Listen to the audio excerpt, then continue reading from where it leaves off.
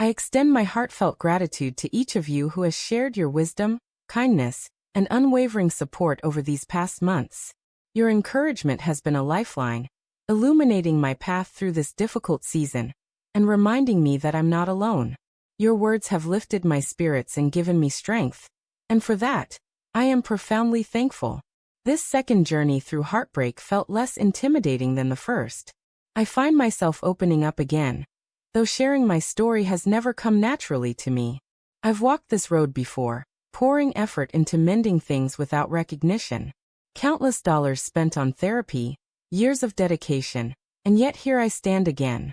Over the past year, the threads of our relationship began to fray. By the time early summer arrived, the warmth we once shared had cooled significantly.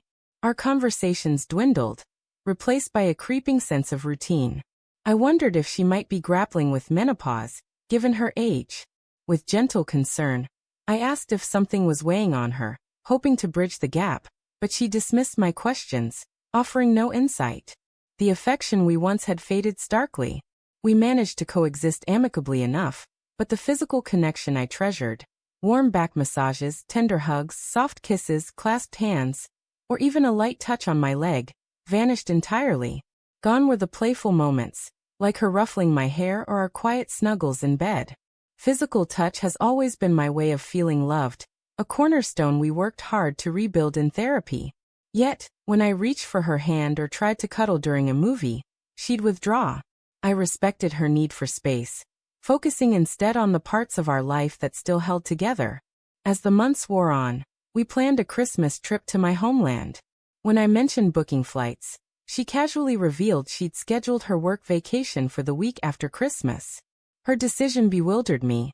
Why plan it that way?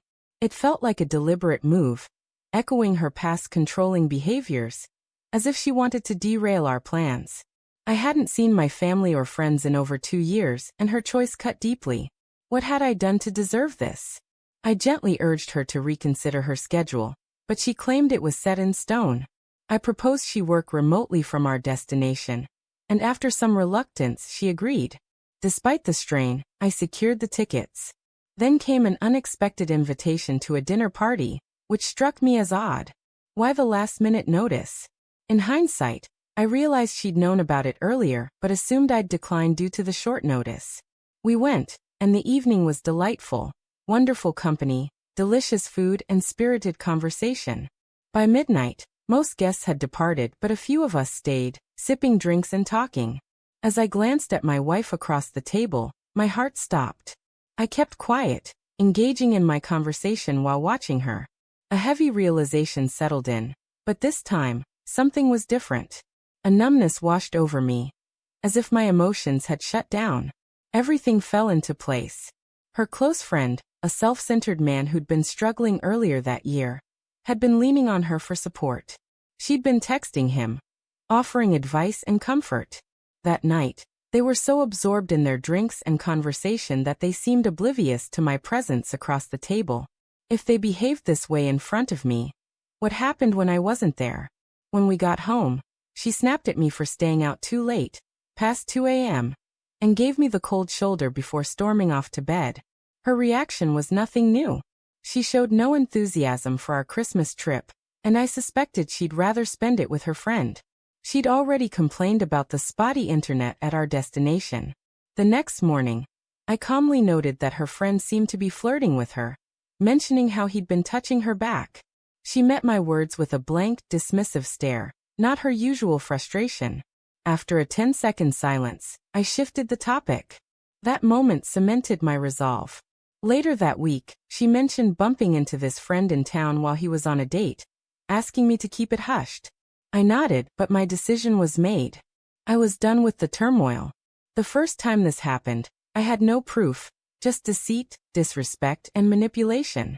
Back then, my codependency drove me to try salvaging things. We made strides for nearly a year and a half before the cracks returned. This time, I saw clearly, with newfound understanding and self-respect to carry me forward. I wasn't angry, just relieved. Relieved that my instincts were sharp, that I wasn't as shattered as I'd feared, and that I wasn't the unlovable, untrustworthy person she'd painted me to be. Her lack of empathy was now undeniable. It was time to release her and move on. I'm immensely grateful for the guidance and perspectives you've all shared, which have anchored me through this ordeal. My divorce is now finalized, and I moved into a new home just last week. I'm still picking up the pieces of myself after everything. The divorce process was smooth, but we had to share a home for months while sorting out finances and paperwork. She took half of the property I owned, and I didn't fight it. That place was my dream, but I lacked the strength to contest it. I'd stopped caring about saving our relationship.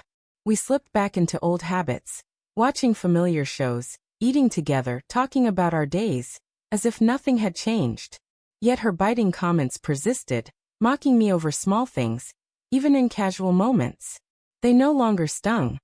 They only reinforced that I was making the right choice.